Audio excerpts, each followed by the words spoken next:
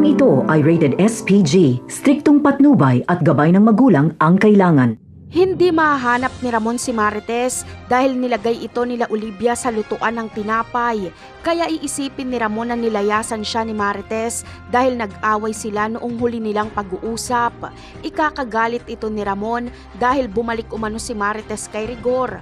At iisipin niyang may kinalaman si Tanggol dito at bahagi ito sa planong pagtraidor sa kanya ni Tanggol.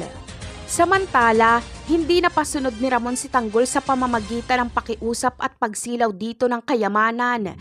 Kaya para madisiplina niya ito ay gagamitan niya ng kamay na bakal. Ikinulong niya sila Tanggol at pakakawalan niya lang ito kung susunod na ito sa kanya. Pero kapag hindi, ay isa-isang papatayin ni Ramon ang mga kaibigan ni Tanggol.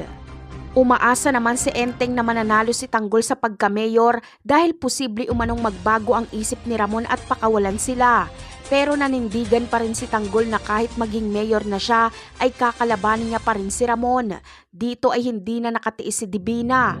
Galit na galit siya dahil tila baliwala lang kay Tanggol ang pagkamatay ni Raul at Madonna. Ayon kay Divina ay dapat matauhan na umano si Tanggol bago pa maubos ang kanyang mga kaibigan. Kapag malusutan nila ito ay titiwalag na si Divina sa hanay nila Tanggol. Magpapalakas siya at kakalabanin si Ramon para iganti si Raul. Tila anak niya na kasi si Raul. Pati si Tanggol ay kakalabanin ni Divina dahil sinisisi niya ito dahil sa mga maling desisyon. Sinayang lang ni Tanggol si Divina. Ito pa naman ang tumulong para yumaman sila. Napakarami pa nating dapat abangan sa mga susunod na episode. Paalam!